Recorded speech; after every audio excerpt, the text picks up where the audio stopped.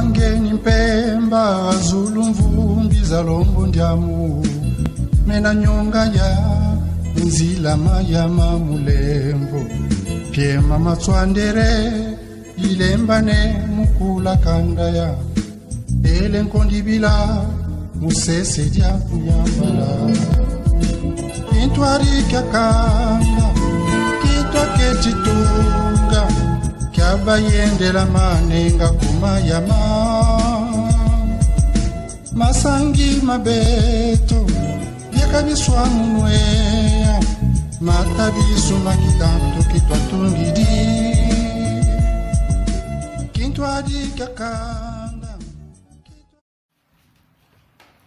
Ici la chaîne Laurent Matisse, chers abonnés, ici vous saurez tout, ici vous comprendrez tout. Je vous salue partout dans le monde où vous trouvez avec nous Monsieur Lufalonkandi pour débattre sur la question du Congo-Brazzaville. Bonjour Monsieur Lufalonkandi. Bonjour Monsieur Laurent Matisse. Alors sans plus tarder Monsieur Lufalonkandi, aujourd'hui il est question de parler de génocide. Génocide au Congo-Brazzaville. Est-ce qu'il y a vraiment eu génocide Monsieur Lufalonkandi? Monsieur Laurent Matisse, bonjour et merci de votre question. Je vous en prie, Monsieur Lufalonkandi. Il y a bien eu génocide dans le pôle qui ne date pas d'aujourd'hui, mais depuis près d'une vingtaine d'années, dont le seul responsable est Denis Sassou Nguesso, avec ses acolytes. Donc, les gens avec qui il a travaillé, à qui il a donné mission d'agir sur le terrain dans le pôle. Je vous cite M. Laurent Matisse. Vous savez, il y a eu une rencontre à Louko le 7 mars 2003 avec le représentant du PNUD et le représentant du gouvernement congolais mené par M. Maurice Mambenga, où Ntoumi Frédéric Binsamou avait déclaré qu'il y avait 38 tués à Mpangala, dans une maison incendiée, et que M. Ntoumi détenait les documents et les preuves. Mais je voudrais dire que ces documents et ces preuves se trouvent à Genève. Donc, quand le gouvernement congolais va se déplacer, il va se rendre à Genève, ils les trouveront là-bas. Que M. Ntoumi ne pense pas qu'il est le seul à détenir ces preuves. Mais ça y est déjà à Genève.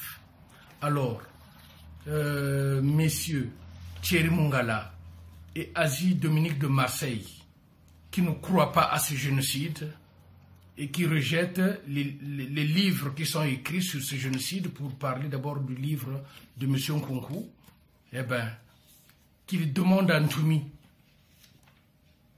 afin qu'il puisse leur remettre les documents et les preuves qu'il détient, au lieu de venir parler des doctorats des autres, s'ils avaient des doctorats ou pas, mais eux-mêmes, à partir de ces documents, ils vont comprendre qu'il y a eu génocide dans le pôle, et ça continue jusqu'à maintenant parce que le pôle est toujours occupé par les militaires étrangers.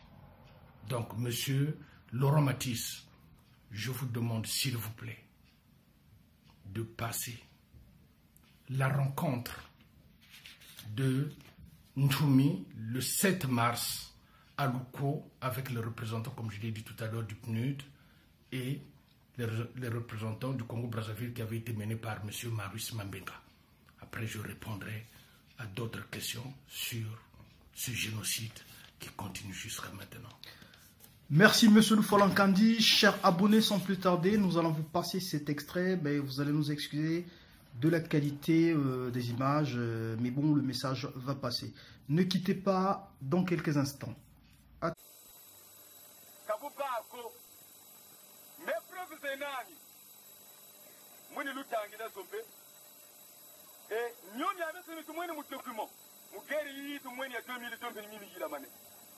exemple, il y a pas un sauvage qui a mon socle Mpangala.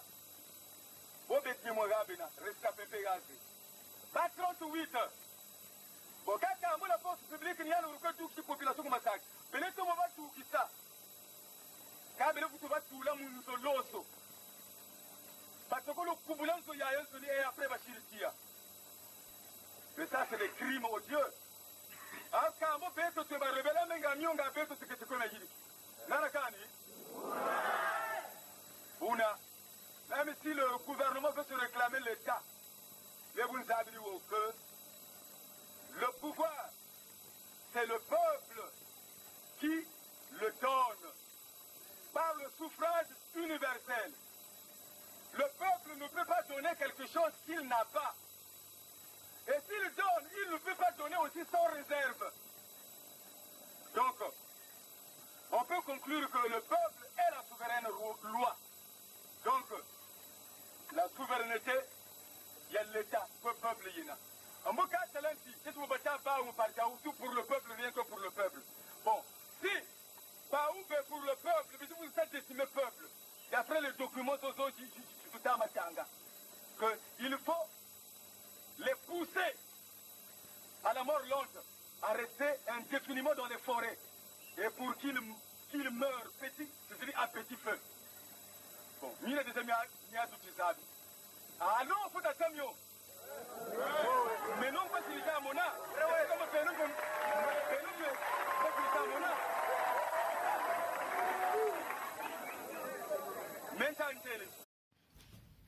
Alors, de retour sur le plateau, Monsieur le Folankandi, nous avions suivi cet extrait.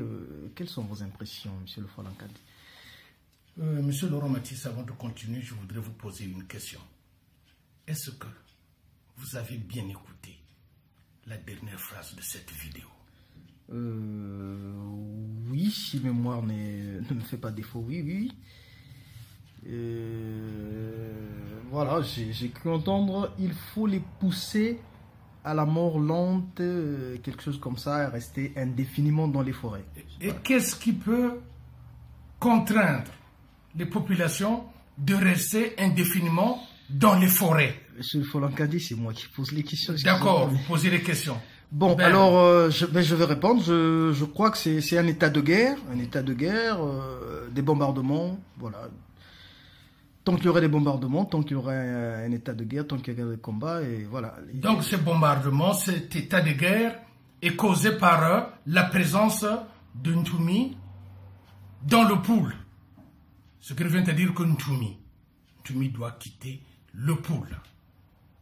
Parce que il y a le plan Mouebara qui continue. Ce plan-là avait été signé en 1999, n'est-ce pas? C'est vous qui le dites, monsieur le Folankandi. En 1999, et ce plan-là, il continue.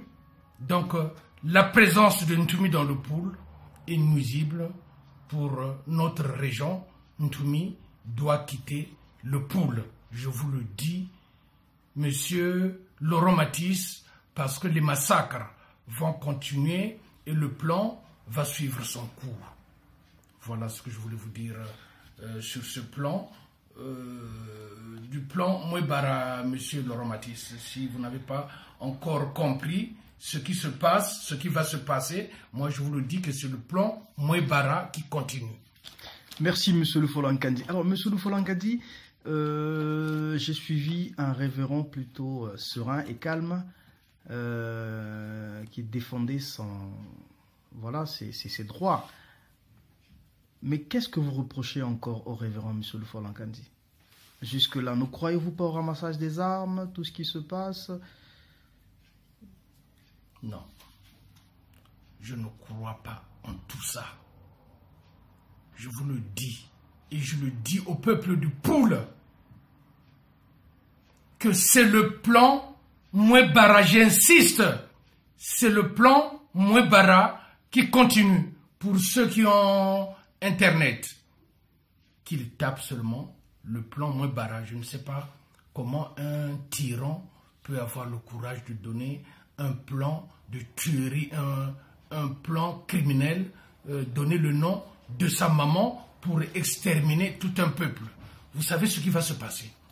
Attends, allez-y, monsieur. J'ai noté ça quelque part.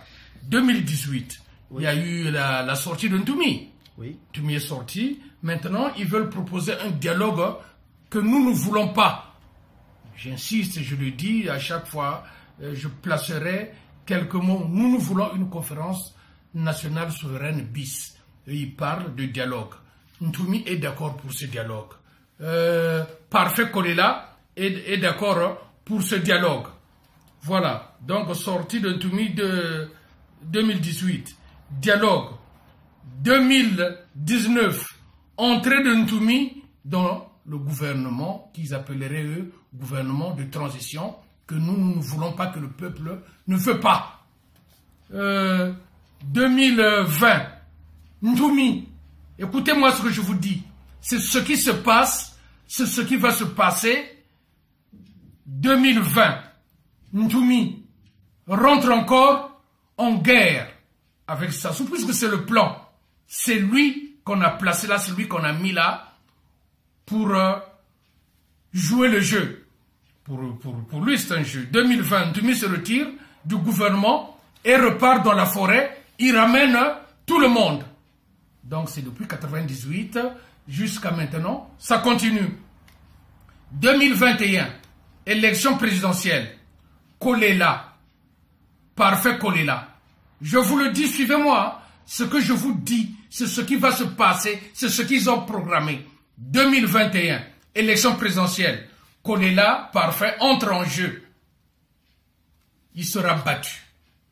Il sera battu, fera en sorte qu'il soit battu parce que parfait aussi est au courant de ce qui se passe. Il fera en sorte que Kolela soit battu et il va crier vol.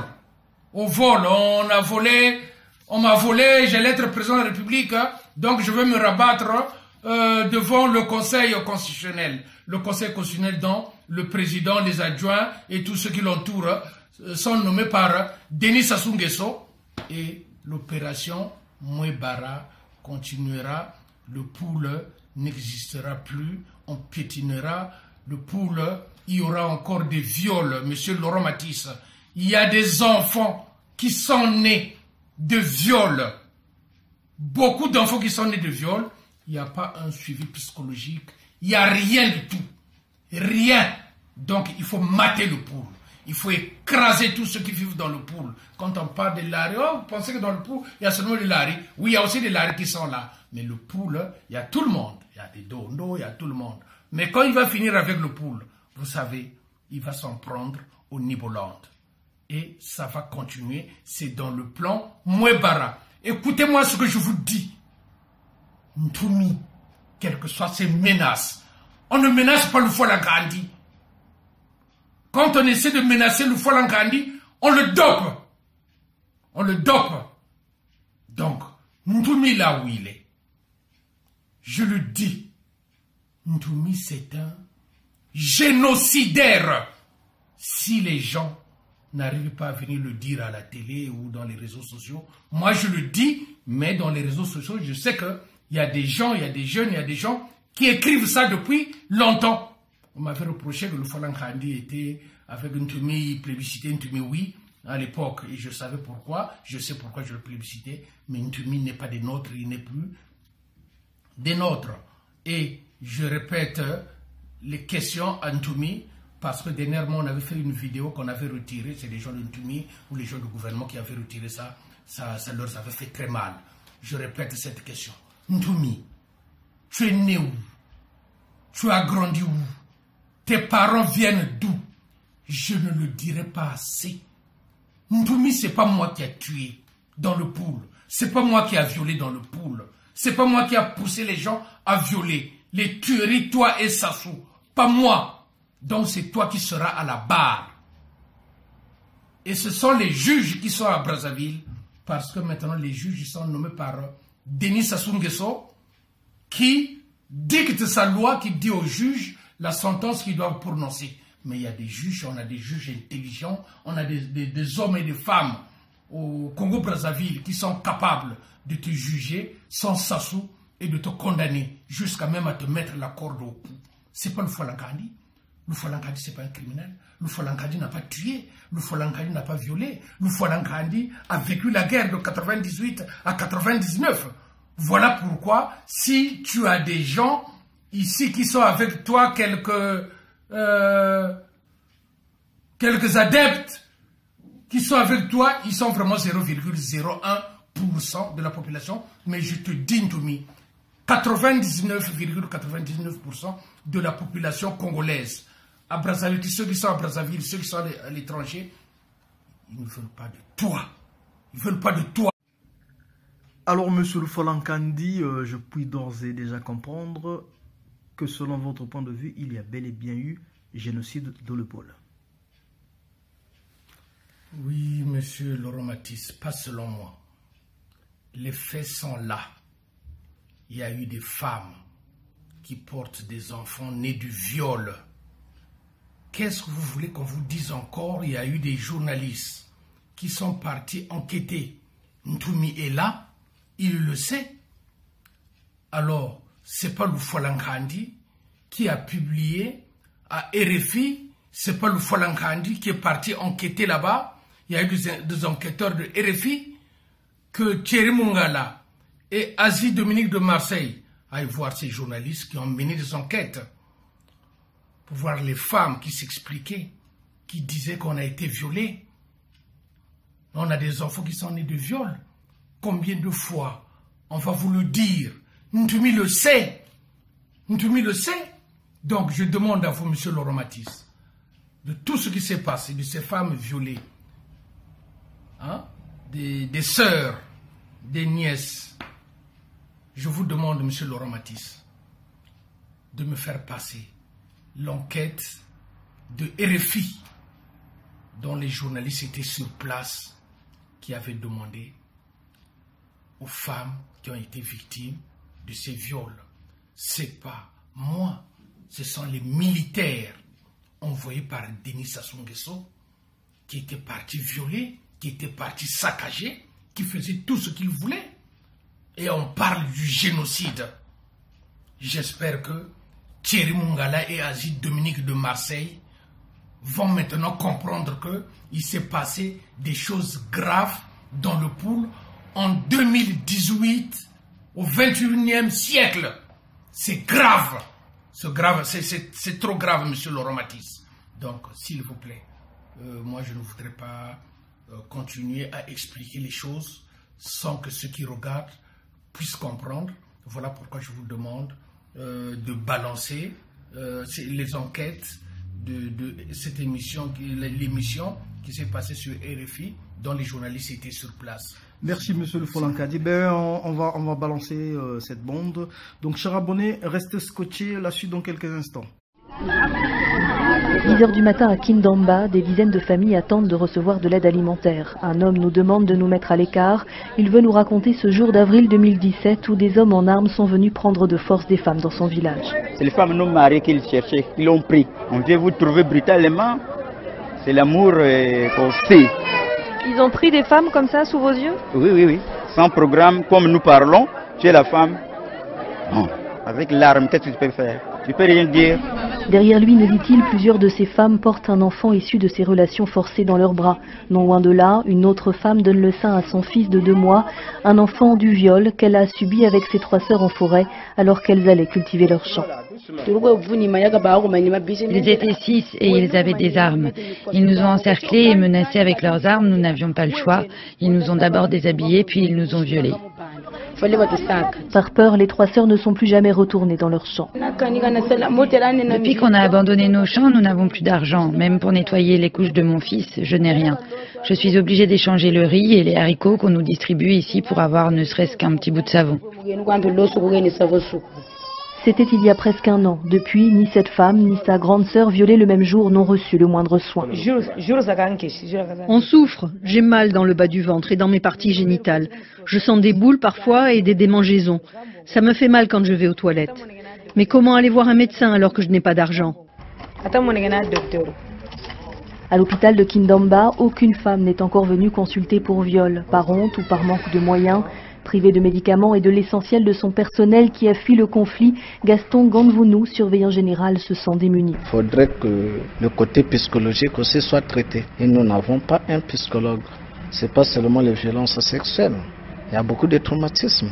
Des gens à qui on a brûlé les maisons, qui ont eu à faire des accidents vasculo-cérébraux par rapport à ce traumatisme. Nous traitons le côté médical. Il faudrait que l'autre côté là soit traité également.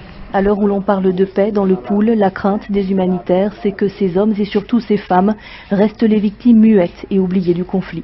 Florence Maurice, de retour de Kindamba, RFI. Alors, monsieur Le Folankandi, j'aimerais savoir un dernier mot, si vous aviez réservé quelque chose pour les Congolais qui vous regardent. Oui, monsieur Laurent Matisse.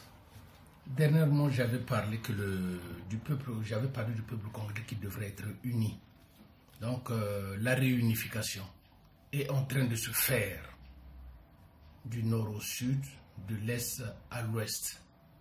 Dans l'avenir, on ne parlera plus des Mboshi, des Nganguru, des Lari, des Babembe, de Bateke.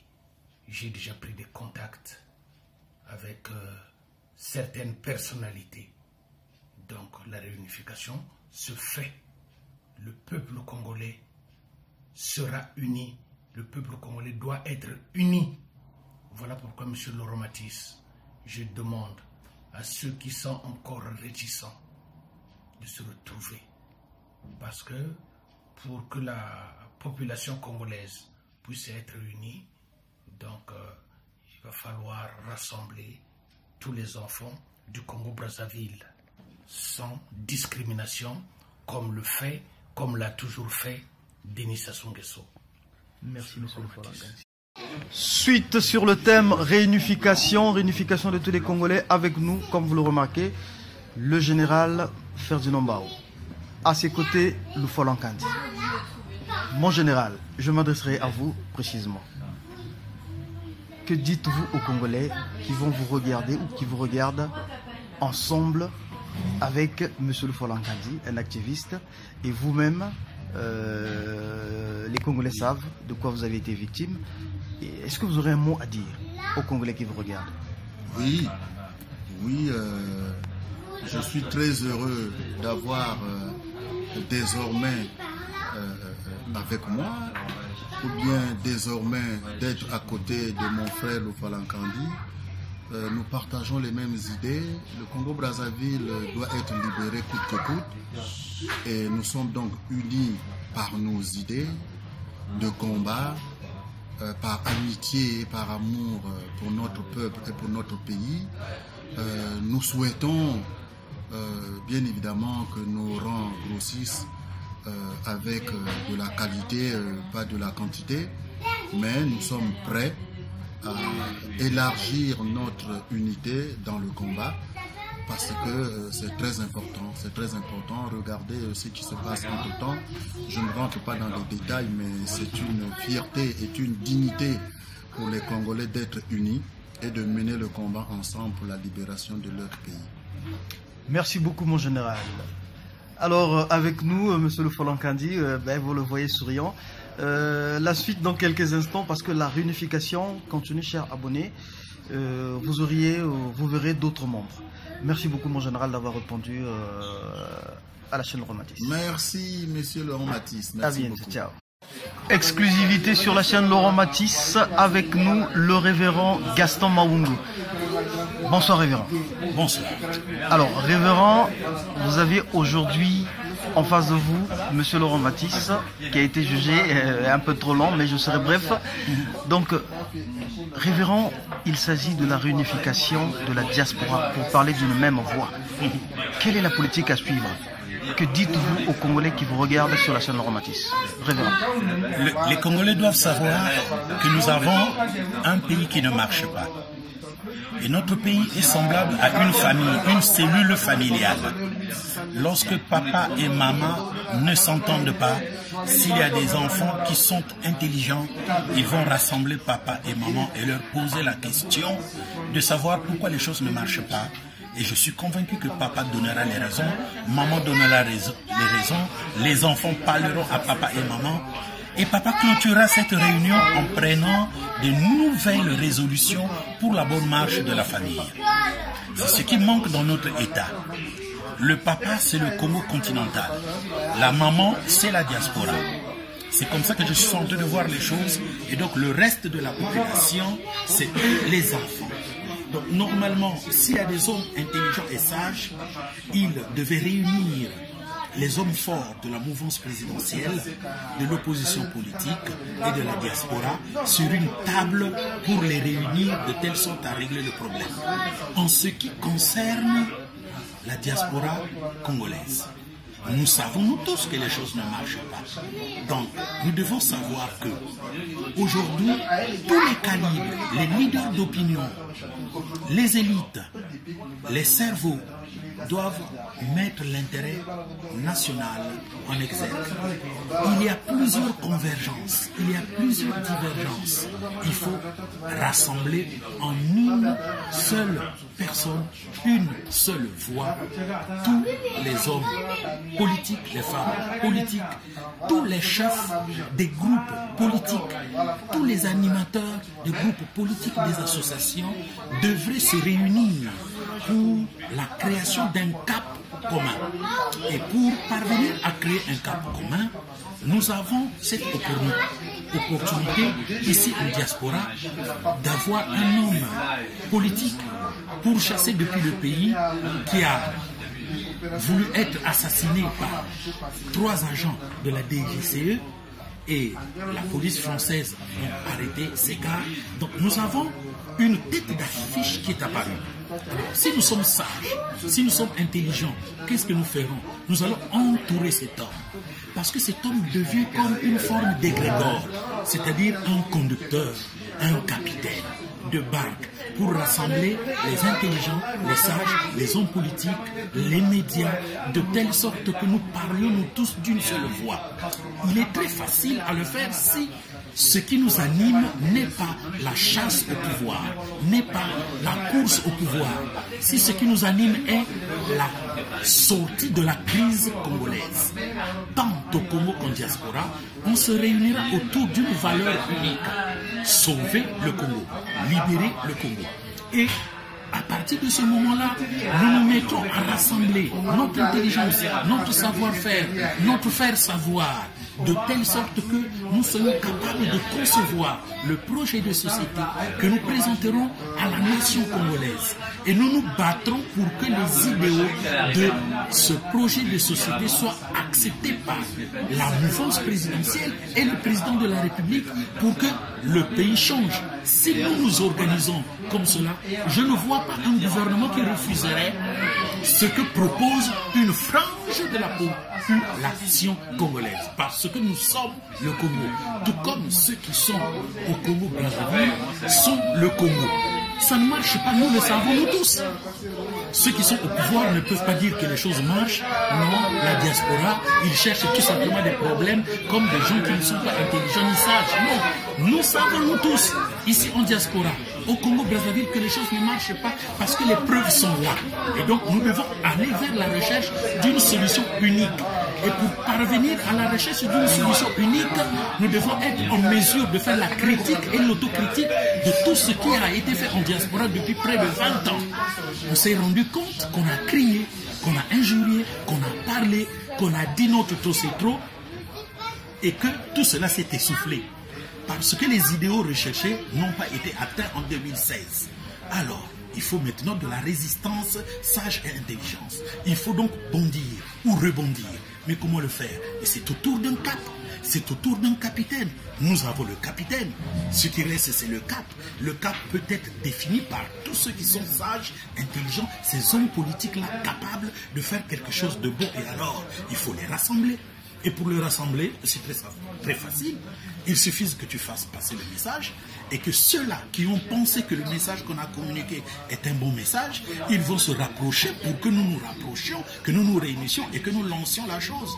Ça, c'est comme ça qu'agissent les hommes qui sont intelligents. Parce que nous ne sommes pas des animaux, nous sommes des êtres humains. Nous sommes capables de régler notre problème avec tant soit peu de bonne volonté. On ne fait pas la critique et l'autocritique d'une manière vaine. Non, ce n'est pas de la vanité. Nous savons nous tous, ici en diaspora qu'au Congo continental, que les choses ne marchent pas. Nous en avons les preuves. Mais il faut maintenant des bonnes volontés. Des hommes qui sont capables de s'humilier, de se rabaisser, de tendre la main à l'autre. Et nous devons savoir que nous le faisons pour le pays, nous ne le faisons pas pour le héros qui sortira. J'ai toujours dit, il n'y a aucun homme politique qui pourra régler seul le problème du Congo. Il n'y a aucun groupe, que ce soit politique ou un groupe associatif, qui pourra régler seul le problème au Congo. C'est pour cela que personnellement je pense que nous devons aller à la seconde conférence nationale souveraine. Mais pour y aller, il faudrait que la détonation parte d'ici.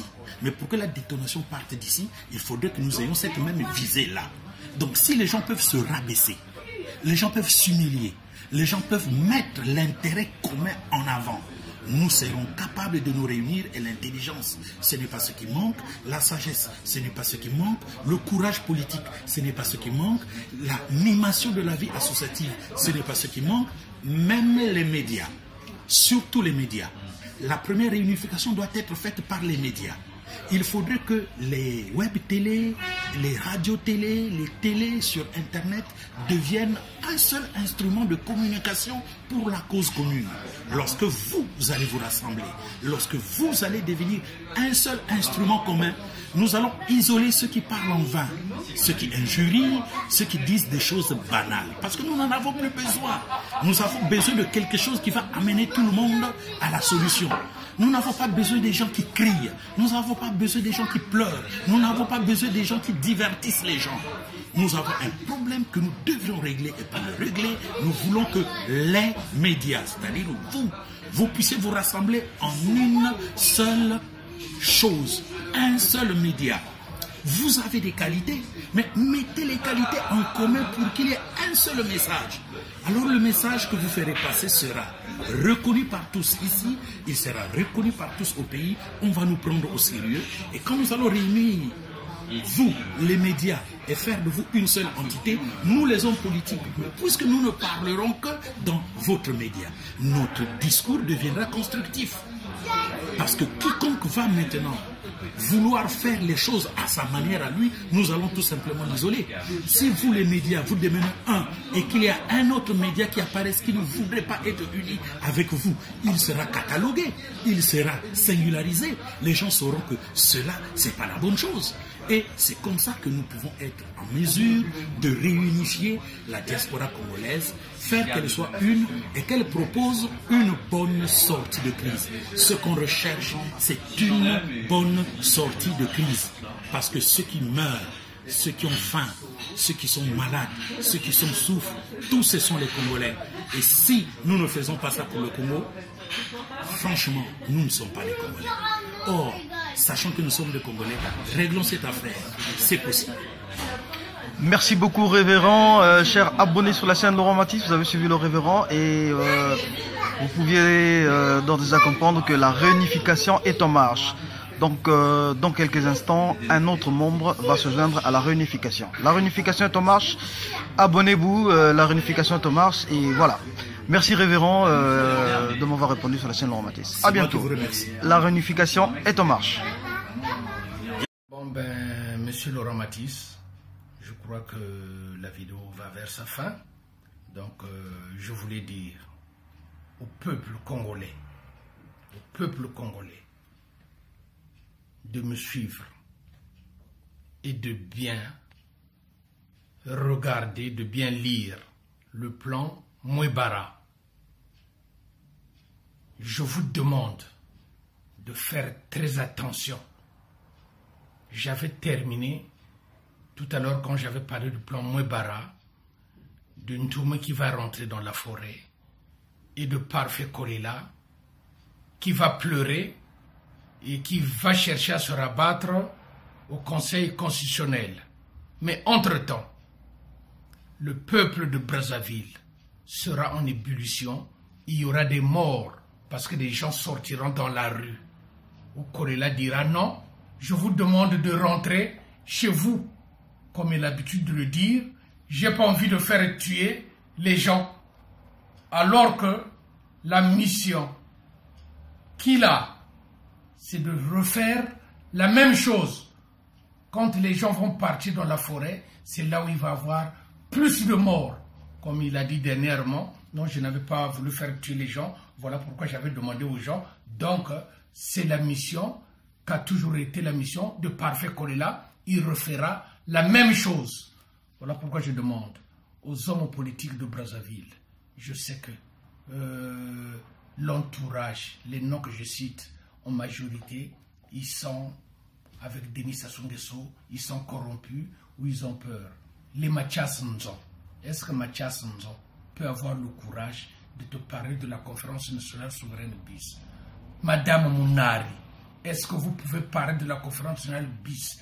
Parce que si vous ne parlez pas de ça, ce qui revient à dire que le plan Mouebara continue. Et le peuple congolais vous regarde, vous prendra à témoin. J'ai cité ces noms. Et je cite maintenant le nom de Jean Wabi et le nom de celui qui est sorti de prison. Si vous pouvez m'aider, M. Laurent Matisse. Paulin Makaya, je crois. Paulin Makaya. Je sais que c'est des hommes courageux. Donc je demande à Paulin Makaya, Jean Wabi, de se prononcer sur la conférence nationale souveraine BIS. Est-ce qu'ils ont quelque chose à dire? Ils viennent de sortir de prison, je les comprends. Mais je pense qu'ils ont le courage de dire quelque chose qui ne suivront pas la voie de Parfait Kolela. Voilà pourquoi, M. Laurent Matisse, j'avais demandé, vous m'avez accusé, M. Lufolankandi, vous demandez seulement la libération du général Mokoko, d'Okombi Salissa. Mais oui, je l'ai déjà dit et je le dirai tous les temps. J'ai dit que Mokoko c'est un repenti. Okombi Salissa c'est un repenti. Parfait Kolela connaît les choses. Paulin Makaya, il vient d'être libéré. Jean Wabi connaît les choses. Ben, unissons-nous. Je demande que ces gens-là soient libres. Que ce ne soit pas Sassou qui puisse prendre des décisions, je l'ai déjà dit aussi, d'incarcérer et de libérer. Les juges ne sont pas libres. Donc pour aller à la conférence nationale souveraine BIS, que je demande tous les temps, il faudra que ces gens-là soient libres. Qu'on ne me dise pas que, mais Moukoko avait fait ceci. Il y a des choses qui viennent me dire parfois, mais le gouvernement de 40-60, mais au commissaire, il savait faire. Mais ce sont les enfants de la République. Il faudra qu'ils soient libérés. Il faudra qu'ils soient libres. Mais en 1994, pendant la conférence, la première conférence nationale souveraine, mais à la conférence nationale souveraine, on avait posé la question au président Pascal Lissouba. Est-ce que c'est vous qui avez tué les Poabou? C'est vous qui avez tué un tel et un tel? Monsieur Lissouba avait répondu. Mais moi, je voudrais que ces gens-là soient libres. Je voudrais que Ntoumi, parce qu'il faut faire attention, je le dis, hein. Sassou, c'est une bête. Il va chercher à tuer Ntoumi, il n'y aura plus de preuves. Ntoumi, qui est en train de chercher le Folankandi, il va commencer par la conférence nationale souveraine. Mais quand il était dans la forêt, il exigeait la libération de ces gens-là. Il exigeait la conférence nationale ou bien le dialogue national de tous les Congolais ou la conférence internationale de tous les Congolais. Mais pourquoi maintenant ils n'en parlent pas? Parce que Ntoumi n'a rien à gagner là. Parfait n'a rien à gagner là. Donc voilà pourquoi je demande que Moukoko, Okombi Salissa et tous les autres soient libres, qu'on ne m'accuse pas que, ou qu'on ne me dise pas que ces gens-là ont fait ceci. Ce sont les enfants du pays. Il y aura des gens qui viendront se repentir, qui viendront pour se repentir à la conférence nationale, qui ont commis des actes et qui vont les reconnaître. Alors ces gens-là, il faut les tuer? Non. Moi je demande que ces gens-là soient libres. Parce que avant les élections présidentielles, ils étaient en train de faire la campagne. Ils disaient ce qu'ils avaient dans leur cœur. Donc qu'ils soient libres. Qu'on ne m'accuse pas que le Folankani ne prend pas part d'un tel ou un tel. La conférence nationale souveraine que je demande. Donc voilà pourquoi j'ai demandé. Je dis tout à la fois.